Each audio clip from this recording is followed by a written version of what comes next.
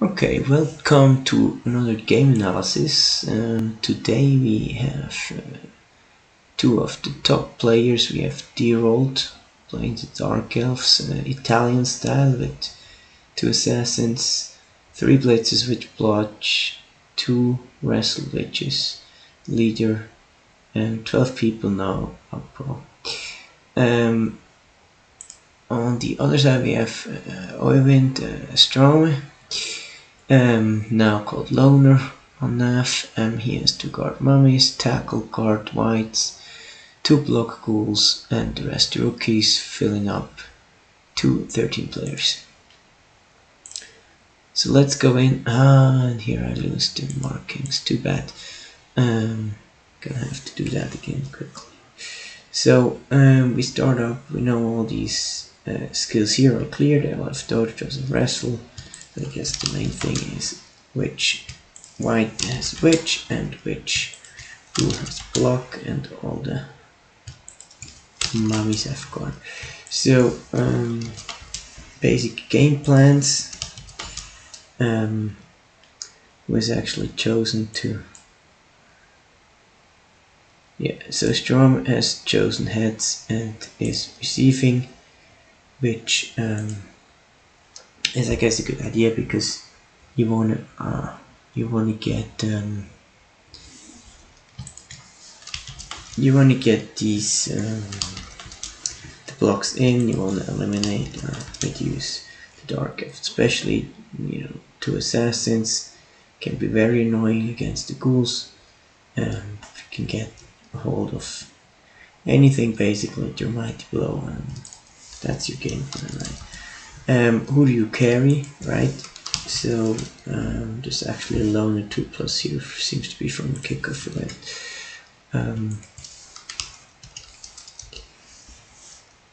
You probably carry with a rookie because if they go all in, it's gonna be a witch and she has wrestle anyways, right?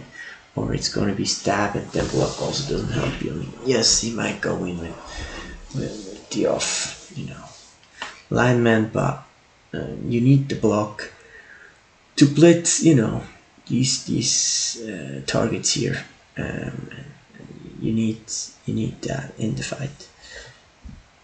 And here, this is basically an anti-blitz defense, setting up like this to make sure nothing happens if there's a blitz, right? Now, that said, makes sense going back with the tackler, trying to pick up the ball, especially here, having the ball at the sideline where it can pop in, right? That's really crucial, and that's probably also then driving here the next moves, right? Where normally you would probably want to get these 3 dice in, and I still would, I think. We get the 3 dice here. I mean, now you have multiple rerolls. In the old rule set, I would have probably even tried to pick it up first, because if you fuck up a reroll here, then you have to pick it up without a reroll, and the bounces, it can be game deciding, right? So let's see. So just normal covering up here for a pickup fail. Get the blocking, get the 2 dice, and then here easy.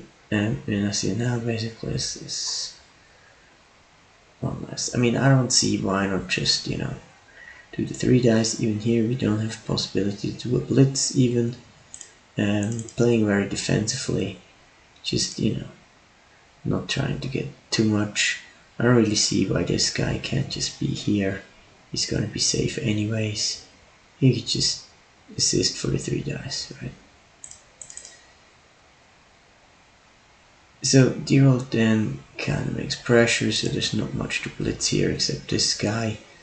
Move 1 down. I mean, I think it's important with elves, right? You can't give the undead the luxury to just hang here and do blocking stuff here without making sure your ball carry is safe.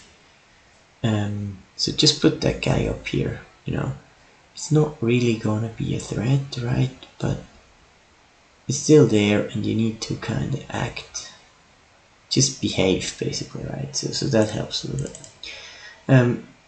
So then not here, he makes that zombie. He can commit 4 people here because the ball is still back here, right? If the ball were in the middle already, the flank is too open, you can't commit too much here, but now it's fine, you'll be back in time again. Yeah, dodge away, just put them in the way, right? So here, what do you want to do? You want to get blitz in, there's no good targets, so he decides, okay, might as well blitz this guy, move up, cage around the one which you don't move, then go with the tackler, and do this cage, guard. I mean, obviously here he could still go in 1 dice, but good players don't go for the 5 dodge yet, right? So just leave that be. Here a nice target to foul. You want to get those blotchers out because they're really annoying. You only have that 1 tackler. That's fine. I mean, maybe since this guy was loner here, right? Not sure whether I would have blitzed with him without covering the ball properly first, but yeah, I mean, maybe even forgot as well. So yeah, again, tackle blitz. Yeah, I mean, shouldn't be too much. So yeah, get the. I don't even know why he has to.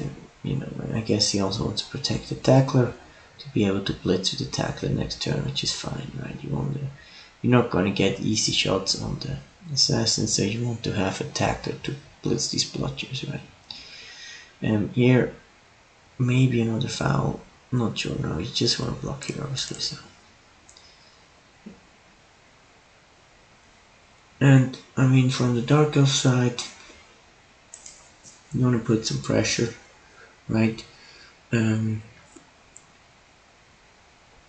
Just so he can choose his targets as he wants to mainly. And he can't progress that much because if he needs to blitz that guy here, it gets a bit ugly, right? So let's see, right? So this is and the block here. And now here, what I don't really get here, right? So he stops here. Now let's look at this quickly, right? So he dodges away and goes for the block here. And this is a bit risky, right? If the dodge fails, right, that's an easy clean this out, stab blitz on the ghoul, right? If you just go here,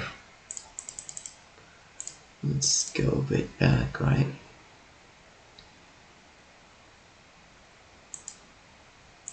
Oh, I lost it, yeah. If you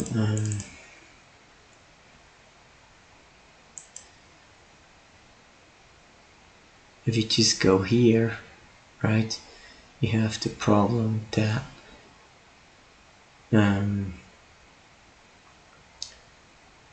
that you have a 4+ dodge that you give away, right, to dodge in and blitz the guy. So that might have been the reason why I didn't want to do that. If we go back to the position, right,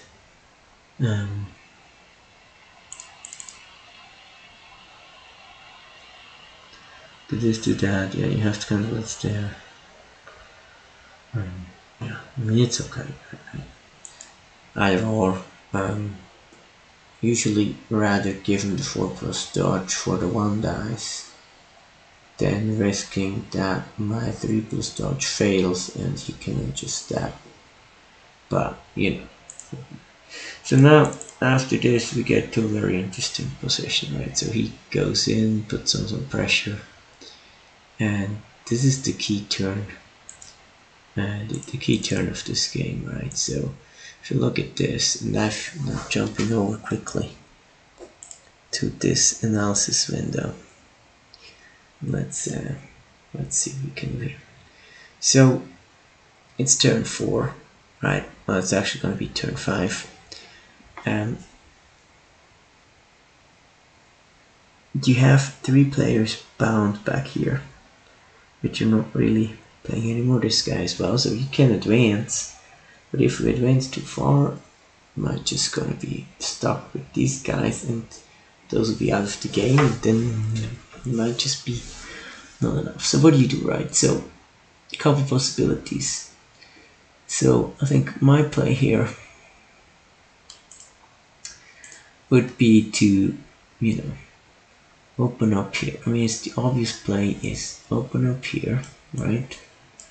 Blitz this guy over here.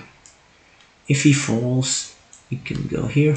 If he doesn't fall, you just find him here. And this guy can go either here or here, depending whether he falls or not. Then you have this guy who can cover up here, right? So that means you have, you know, here or here depending. So you have this guy. So this guy, right, can then assist here to block, right? And if he blocks, then, you know, this guy can block him or him, and you have a nice cage, right? And once that is all done, you can stand up here and do these blocks, right? Okay, so let's see what he actually does in the game. So we have a blitzer with the mummy on the assassin, which is always good. We get this block, we get this block. So the only real trouble is, so one thing is if we block here, right, so he can, it's basically a bit of a risk here. And he can potentially half dice the mummy in the next turn. Or as you'll see, he can even one dice. So at this point, the thing is, here you have a threat, but the threat is if you push, right, you need to assist here, or otherwise you need the one dice, and then you can get from back here, right? You can get there. Here you can get 2 assists, and the advantage is if you add these 2 assists, this is kind of part of your game plan anyways, right? You want to get your people here involved, right? If you overcome it here on this zombie and blitz from here, best case, right, you get a stab here, 1, 2, you can't even stab, and 1, 2, 3, 4, 5, 6, go, so you get the 1 dice. Maybe with this guy with block, you get a block, maybe bounces here, fine, but most likely you get a POW, bounces here into 1 or 2 tackle zones. Yeah. The way he closes up here leaves this pretty vulnerable, and the difference is, right, if this guy would be here, and you cover up this one and this square to get the 1 dice, you can't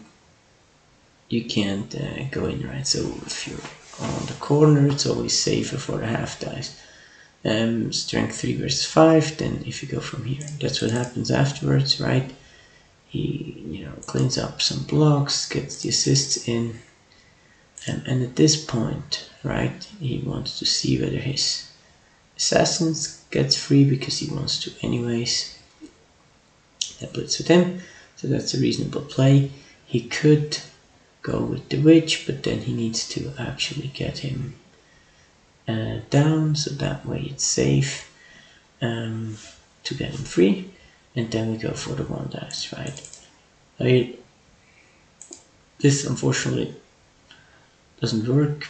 Well, fortunately for the Dark Elves, fortunately for the Undead, because that basically saves their ass big time, right? If this works, he gets pushed here, he gets a stab in, you know. Some things are possible, right? It's only 2 more turns, so if he loses the ball here, it's quite a stretch to still score. So we go forward, it's a good thing here, do the crab push, get everybody aligned. It is, however, still pretty well defended, so makes all the dodges, gets a pretty nice screen up, as you see here, right? So what you do now, right? This is the second crucial position, right? So you're not really going to get through here, right? I mean, you can blitz here, you know, try to get everything here. Then you can still get a 2-2-2. I think 1, 2, 3, 4, 5, 6 go here, or actually even here, and then try to get this guy down here.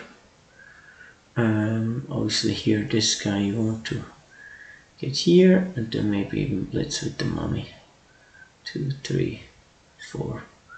To get him down, and then we could go at 2, 3, 4, 5, 6, 7, 8. So it needs to be at least here, so 7, 8 would be fine. 1, 2, 3, 4, 5, 6, 7, 8. So 2 GFIs. This guy's here. 1, 2, 3, 4, 5, 6, 7, 8. You can probably close here and close off here with the guarder, right? So you get the semi-loose cage here, with 2 more ghouls here scoring threats, right? Which is probably not too bad.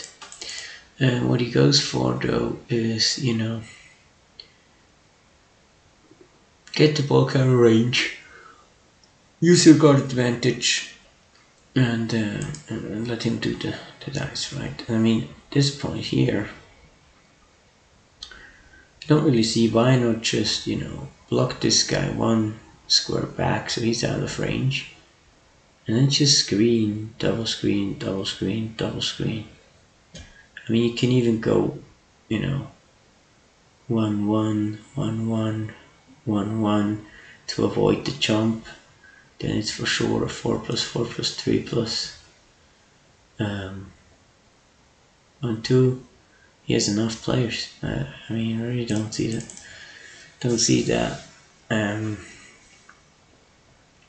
mean, it does get the half dice to get him out of range, but yeah, he just leaves that guy completely alone. It's not even a dodge.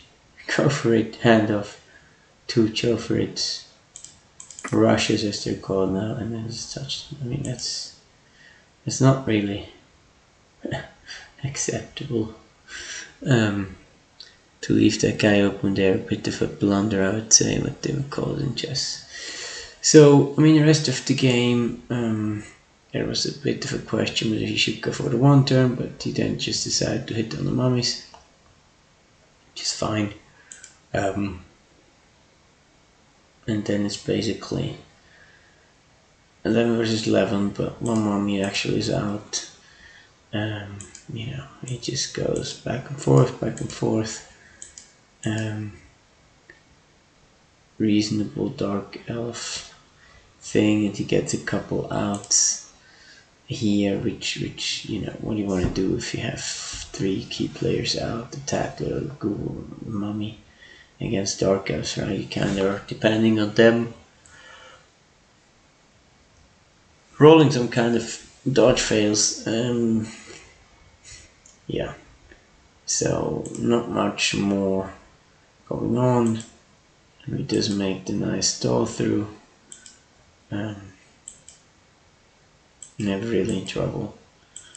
Scored in turn 8, it's a tie. So very solid offense, helped by surviving the stabbers. And yeah, I mean, if you go back, you know, was there any better possibility to hit on, you know, these stabbers? Not really. In the first half, it was tough, you know, you were always under pressure.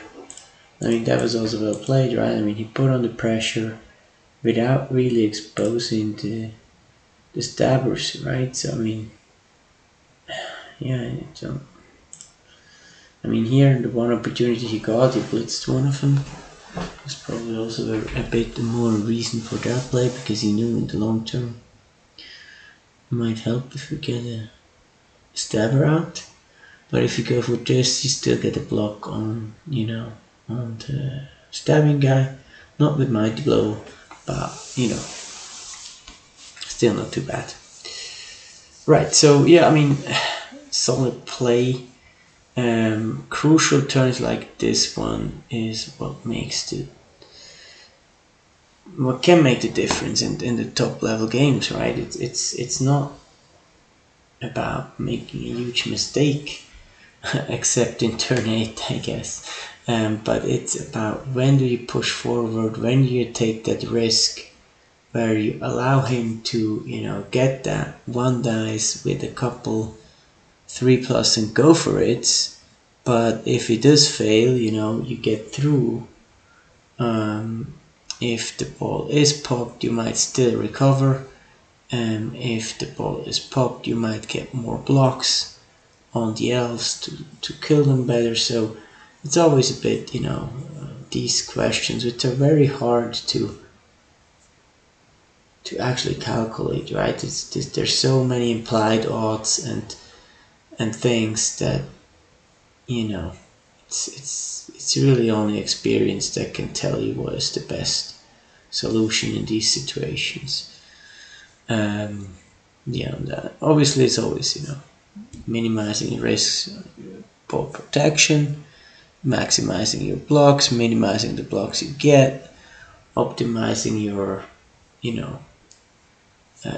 drive plan on how far you need to advance in order to not be stuck behind the wall of elves in the last 2 turns, and all these things.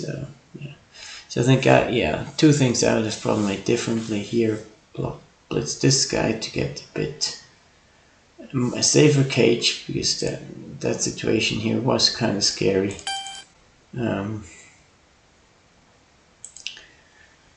With all these people still able to act afterwards. And then here I would have probably tried to make this cage here. But yeah, would it have been better? Who knows? I mean, yes, it probably would have, because here, if you screen and block this guy, I don't really see how you get through that easily. You need the 2/4+ and the 3+ dodge to get through.